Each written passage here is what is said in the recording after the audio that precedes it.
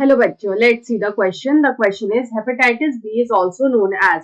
यहाँ पे पूछ रहा है कि हेपेटाइटिस बी को और किस नाम से जानते हैं। Option 1 is epidemic jaundice, option 2 is Ketorol jaundice, option 3 is serum jaundice and option 4 is infectious jaundice. तो यहाँ पे अगर सबसे पहले इस क्वेश्चन का की कंसेप्ट देखें तो यहाँ पे हम लोग लिखेंगे दैट ये जो हेपेटाइटिस बी होता है ये किस तरह का डिजीज होता है। तो यहाँ पे ये जो हेपेटाइटिस बी है it is a sexually transmitted disease. ये एक तरह का सेक्सुअली ट्रांसमिटेड डिजीज होता है। तो सेक्सुअली ट्रांसमिटेड डिजीज उस तरह की डिजीज को बोलते हैं which are transferred through unprotected sexual intercourse या फिर they are transferred through the used syringe needle or the exchange of the body fluids। तो यहाँ पे अगर हेपेटाइटिस बी की बात करें तो हमारा जो हेपेटाइटिस बी है it is caused by a virus and यहाँ पे जो वायरस रिस्पॉन्सिबल होता है वो होता है hepatitis B virus. It is the hepatitis B virus.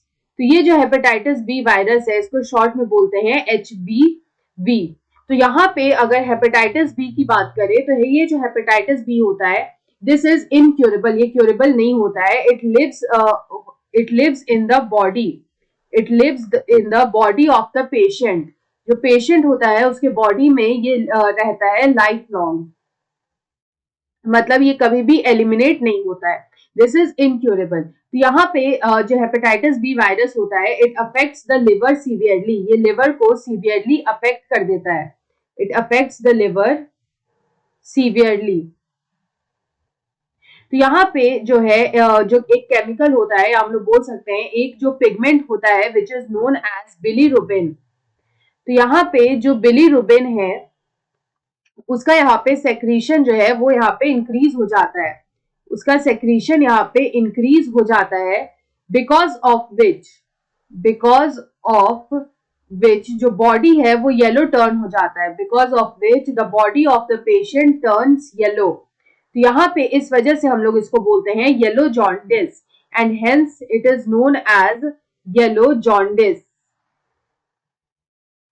तो यहाँ पे इस वजह से क्योंकि ये पूरा जो बॉडी है वो येलो टर्न हो जाता है because of the increased production of bilirubin. तो यहाँ पे इसलिए इसको बोलते हैं yellow jaundice. It is known as yellow jaundice. तो यहाँ पे अगर हम लोग देखें तो ये जो हेपेटाइटिस बी है, ये जो हेपेटाइटिस बी है इसको बोला जाता है सीरम इन्फेक्शन। तो यहाँ पे इसको सीरम इन्फेक्शन क्यों बोलते हैं? तो इसको सीरम इन्फेक्शन इसलिए बोलते हैं because it is spread through serum. It is spread through serum and body fluids. Serum and body fluids के थ्रू ये स्प्रेड होता है इसलिए इसको सीरम इन्फेक्शन बोलते हैं। तो हम लोग बोल सकते हैं दैट दिस हेपेटाइटिस